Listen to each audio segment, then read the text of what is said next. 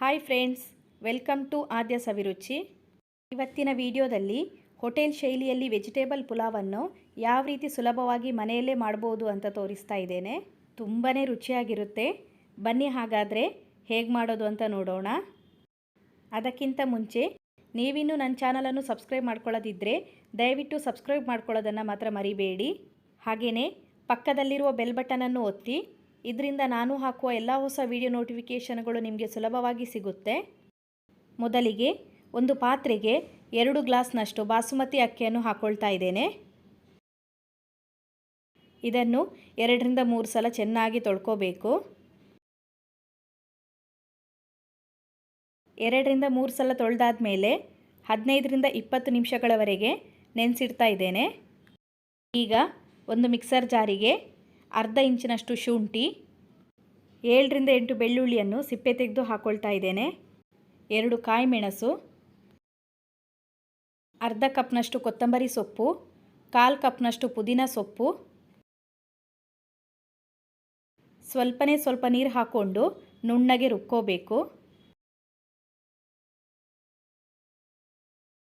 ಈ ರೀತಿ ನುಣ್ಣಗೆ ರುಬ್ಕೊಂಡು ಇಟ್ಕೊಂಡಿದ್ದೇನೆ. ಒಂದು ಕುಕ್ಕರಿಗೆ 3 ಟೇಬಲ್ ಸ್ಪೂನಷ್ಟು ಎಣ್ಣೆ, 2 ಟೀ ಸ್ಪೂನಷ್ಟು ತುಪ್ಪ ಹಾಕ್ಕೊಳ್ತಾ ಇದ್ದೇನೆ. ನೀವಿಲ್ಲಿ ಎಣ್ಣೆ ಬದಲಾಗಿ ಪೂರ್ತಿ ತುಪ್ಪ ಬೇಕಾದರೂ ಹಾಕ್ಕೊಳ್ಬೋದು. ಎಣ್ಣೆ ಮತ್ತು ತುಪ್ಪ ಸ್ವಲ್ಪ ಬಿಸಿ ಆದಮೇಲೆ ಇಡೀ ಗರಂ ಮಸಾಲೆಯನ್ನು ಹಾಕ್ಕೊಳ್ಳೋಣ. 2 ರಿಂದ 3 ಪೀಸು ಚಕ್ಕೆ, 1 ಸ್ಟಾರ್ ಹೂವು, 5 ರಿಂದ 6 ಲವಂಗ, 2 ಏಲಕ್ಕಿ, ಸ್ವಲ್ಪ ಕಲ್ಲುವು, ಹಾಗೆಯೇ 3 ಪಲಾವ್ ಎಲೆಯನ್ನು ಹಾಕ್ಕೊಳ್ತಾ ಇದ್ದೇನೆ. ಇದನ್ನು 1 ರಿಂದ 2 ನಿಮಿಷ ಫ್ರೈ ಮಾಡಿಕೊಂಡ್ರೆ ಸಾಕು. ಗರಂ ಮಸಾಲೆಯನ್ನು ಫ್ರೈ ಮಾಡ್ಕೊಂಡಾದಮೇಲೆ ಒಂದು ಈರುಳ್ಳಿಯನ್ನು ಉದ್ದುದಕ್ಕೆ ಕಟ್ ಮಾಡಿಕೊಂಡು ಹಾಕ್ಕೊಳ್ತಾ ಇದ್ದೇನೆ. ಈರುಳ್ಳಿಯ ಕಲರ್ ಸ್ವಲ್ಪ ಚೇಂಜ್ ಆಗೋವರೆಗೆ ಫ್ರೈ ಮಾಡ್ಕೊಳ್ಳೋಣ. ಈರುಳ್ಳಿಯನ್ನು ಸ್ವಲ್ಪ ಫ್ರೈ ಮಾಡ್ಕೊಂಡಾದಮೇಲೆ 1/4 ಟೀ ಸ್ಪೂನಷ್ಟು ಕಾಳು ಮೆಣಸನ್ನು ಹಾಕ್ಕೊಳ್ತಾ ಇದ್ದೇನೆ. 1 ನಿಮಿಷದವರೆಗೆ ಫ್ರೈ ಮಾಡ್ಕೊಳ್ಳೋಣ. ಈಗಿದಕ್ಕೆ 1 ಟೇಬಲ್ ಸ್ಪೂನಷ್ಟು ಗೋಡಂಬಿಯನ್ನು ಹಾಕ್ಕೊಳ್ತಾ ಇದ್ದೇನೆ. ಗೋಡಂಬಿಯ ಕಲರ್ ಸ್ವಲ್ಪ ಚೇಂಜ್ ಆಗೋವರೆಗೆ ಮೀಡಿಯಂ ಫ್ಲೇಮ್ನಲ್ಲಿ ಫ್ರೈ ಮಾಡ್ಕೊಳ್ಬೇಕು. ಈಗ ಒಂದು ಟೊಮೆಟೊನ ಸಣ್ಣದಾಗಿ ಕಟ್ ಮಾಡಿಕೊಂಡು ಹಾಕ್ಕೊಳ್ತಾ ಇದ್ದೇನೆ. ಟೊಮೆಟೊ ಸ್ವಲ್ಪ ಸಾಫ್ಟ್ ಆಗೋವರೆಗೆ ಫ್ರೈ ಮಾಡ್ಕೊಳ್ಳೋಣ. ಈಗ ಅರ್ಧ ಟೀ ಸ್ಪೂನಷ್ಟು ಉಪ್ಪು ಹಾಕ್ಕೊಳ್ತಾ ಇದ್ದೇನೆ. ಉಪ್ಪು ಹಾಕ್ಕೊಳ್ಳೋದ್ರಿಂದ ಟೊಮೆಟೊ ಬೇಗನೆ ಸಾಫ್ಟ್ ಆಗುತ್ತೆ ಅಂತಷ್ಟೇ. ಈಗ ಟೊಮೆಟೊ, ಈರುಳ್ಳಿ ಎಲ್ಲ ಚೆನ್ನಾಗಿ ಫ್ರೈ ಆಗಿದೆ. ಈಗ ತರಕಾರಿಯನ್ನು ಹಾಕ್ಕೊಳ್ತಾ ಇದ್ದೇನೆ. ನಿಮಗೆ ಯಾವ ತರಕಾರಿ ಇಷ್ಟನೋ ಆ ತರಕಾರಿಯನ್ನು ಹಾಕ್ಕೊಳ್ಬೋದು. ನಾನಿಲ್ಲಿ ಅರ್ಧ ಕಪ್ನಷ್ಟು ಬೀನ್ಸ್, 1/4 ಕಪ್ನಷ್ಟು ಕ್ಯಾರೆಟ್, ಅರ್ಧ ಕಪ್ನಷ್ಟು ಬಟಾಣಿ, 1 ದೊಡ್ಡ ಆಲೂಗೆಡ್ಡೆಯನ್ನು ಹಾಕ್ಕೊಳ್ತಾ ಇದ್ದೇನೆ. ತರಕಾರಿಯನ್ನು ಹಾಕ್ಕೊಂಡಾದಮೇಲೆ ಒಮ್ಮೆ ಚೆನ್ನಾಗಿ ಮಿಕ್ಸ್ ಮಾಡ್ಕೊಳ್ಳೋಣ. 3 ರಿಂದ 4 ನಿಮಿಷ ಚೆನ್ನಾಗಿ ಫ್ರೈ ಮಾಡ್ಕೊಳ್ಬೇಕು. ಈಗಿದಕ್ಕೆ 1 ಟೀ ಸ್ಪೂನಷ್ಟು ಧನಿಯಾ ಪುಡಿ, ಹಾಗೆ ರುಚಿಗೆ ತಕ್ಕಷ್ಟು ಉಪ್ಪನ್ನು ಹಾಕ್ಕೊಳ್ತಾ ಇದ್ದೇನೆ. ಒಮ್ಮೆ ಚೆನ್ನಾಗಿ ಮಿಕ್ಸ್ ಮಾಡ್ಕೊಳ್ಳೋಣ. ಧನಿಯಾ ಪುಡಿ ಹಾಕೋದ್ರಿಂದ ಪಲಾವ್ಗೆ ಒಂದು ಒಳ್ಳೆ ಘಮ ಬರುತ್ತೆ. 4 ನಿಮಿಷ ಆಗಿದೆ. ರುಬ್ಬಿ ಇಟ್ಕೊಂಡಿದ್ವಲ್ಲ ಆ ಮಸಾಲೆಯನ್ನು ಹಾಕ್ಕೊಳ್ತಾ ಇದ್ದೇನೆ. ಅದೇ ಮಿಕ್ಸರ್ ಜಾರಿಗೆ 1 ರಿಂದ 2 ಟೇಬಲ್ ಸ್ಪೂನಷ್ಟು ನೀರು ಹಾಕಿ ಆ ನೀರನ್ನು ಕೂಡ ಹಾಕ್ಕೊಳ್ತಾ ಇದ್ದೇನೆ. ಮಸಾಲೆ ಎಲ್ಲ ಹಾಕ್ಕೊಂಡಾದಮೇಲೆ ಚೆನ್ನಾಗಿ ಮಿಕ್ಸ್ ಮಾಡ್ಕೊಳ್ಳೋಣ. ಮಸಾಲೆಯನ್ನು ಹಾಕಿ ಮಿಕ್ಸ್ ಮಾಡ್ಕೊಂಡಾದಮೇಲೆ ಒಂದು ಕುದಿ ಬರಲಿಕ್ಕೆ ಬಿಡಬೇಕು. ನೋಡಿ, ಒಂದು ಕುದಿ ಬಂದ ಮೇಲೆ ಲೋ ಫ್ಲೇಮ್ನಲ್ಲಿ ಇಟ್ಕೊಂಡು 3 ಟೇಬಲ್ ಸ್ಪೂನಷ್ಟು ಮೊಸರನ್ನು ಹಾಕ್ಕೊಳ್ತಾ ಇದ್ದೇನೆ. ಮೊಸರನ್ನು ಹಾಕ್ಕೊಳ್ಳುವಾಗ ಪೂರ್ತಿ ಸಣ್ಣ ಉರಿನಲ್ಲೇ ಇಟ್ಕೊಂಡು ಹಾಕ್ಕೊಳ್ಳಿ. ಈಗ ಒಮ್ಮೆ ಚೆನ್ನಾಗಿ ಮಿಕ್ಸ್ ಮಾಡ್ಕೊಳ್ಳೋಣ. ಮೊಸರು ಹಾಕಿದ ಮೇಲೆ ಲೋ ಫ್ಲೇಮ್ನಲ್ಲೇ 1 ನಿಮಿಷಗಳವರೆಗೆ ಫ್ರೈ ಮಾಡ್ಕೊಳ್ಬೇಕು. ಈಗ ನೆನೆಸಿರುವಂತಹ ಬಾಸ್ಮತಿ ಅಕ್ಕಿಯನ್ನು ಹಾಕ್ಕೊಳ್ತಾ ಇದ್ದೇನೆ.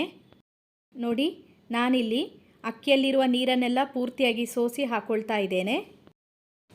ಈಗ 1-2 ನಿಮಿಷ ಚೆನ್ನಾಗಿ ಫ್ರೈ ಮಾಡ್ಕೊಳ್ಬೇಕು. 1-2 ನಿಮಿಷ ಫ್ರೈ ಮಾಡ್ಕೊಂಡಾದಮೇಲೆ ನೀರನ್ನು ಹಾಕ್ಕೊಳ್ಳೋಣ. 1 ಗ್ಲಾಸ್ ಅಕ್ಕಿಗೆ 2 ಗ್ಲಾಸ್ನಷ್ಟು ನೀರನ್ನು ಹಾಕ್ಕೊಳ್ಬೇಕು. ನಾನು 2 ಗ್ಲಾಸ್ ಅಕ್ಕಿ ತಗೊಂಡಿದ್ದೆ, ಅದಕ್ಕೆ 4 ಗ್ಲಾಸ್ನಷ್ಟು ನೀರನ್ನು ಹಾಕ್ಕೊಳ್ತಾ ಇದ್ದೇನೆ. ಒಮ್ಮೆ ಚೆನ್ನಾಗಿ ಮಿಕ್ಸ್ ಮಾಡ್ಕೊಳ್ಳೋಣ.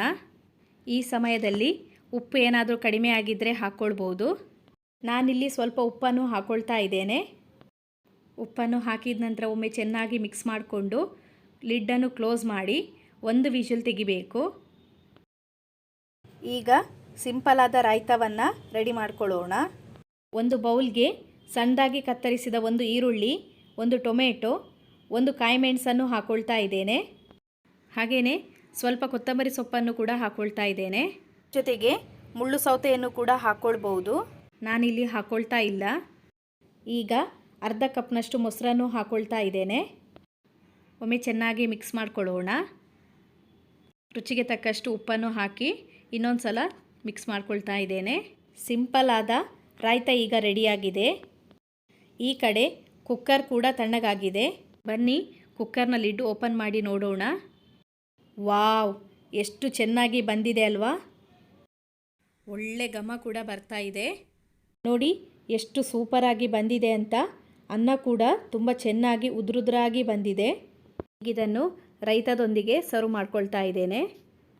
ನೋಡಿದ್ರಲ್ವಾ ಫ್ರೆಂಡ್ಸ್, ಮನೆಯಲ್ಲಿರುವ ಪದಾರ್ಥಗಳನ್ನೇ ಉಪಯೋಗಿಸಿಕೊಂಡು ಹೋಟೆಲ್ ಶೈಲಿಯ ವೆಜಿಟೇಬಲ್ ಪಲಾವನ್ನು ಎಷ್ಟು ಸುಲಭವಾಗಿ ಮಾಡ್ಕೊಳ್ಬೋದು ಅಂತ. ಖಂಡಿತವಾಗಿಯೂ ನೀವು ಕೂಡ ಈ ರೆಸಿಪಿನ ಒಮ್ಮೆ ಟ್ರೈ ಮಾಡಿ ಹೇಗೆ ಬಂದಿದೆ ಅಂತ ನನಗೆ ಕಮೆಂಟ್ ಮೂಲಕ ತಿಳಿಸಿ. ಫ್ರೆಂಡ್ಸ್, ನಿಮಗೆ ಇವತ್ತಿನ ಈ ರೆಸಿಪಿ ಇಷ್ಟ ಆಗಿದ್ದರೆ ವಿಡಿಯೋಗೊಂದು ಲೈಕ್ ಕೊಡಿ, ನಿಮ್ಮ ಫ್ಯಾಮಿಲಿ ಫ್ರೆಂಡ್ಸ್ ಜೊತೆಗೆ ಶೇರ್ ಮಾಡಿ, ಹಾಗೆ ಚಾನಲನ್ನು ಸಬ್ಸ್ಕ್ರೈಬ್ ಮಾಡ್ಕೊಳ್ಳೋದನ್ನು ಮಾತ್ರ ಮರಿಬೇಡಿ. ಜೊತೆಗೆ ಪಕ್ಕದಲ್ಲಿರುವ ಬೆಲ್ ಬಟನನ್ನು ಒತ್ತಿ. ಇದರಿಂದ ನಾನು ಹಾಕುವಂತಹ ಎಲ್ಲ ಹೊಸ ವಿಡಿಯೋ ನೋಟಿಫಿಕೇಷನ್ಗಳು ನಿಮಗೆ ಸುಲಭವಾಗಿ ಸಿಗುತ್ತೆ. Thank you for watching.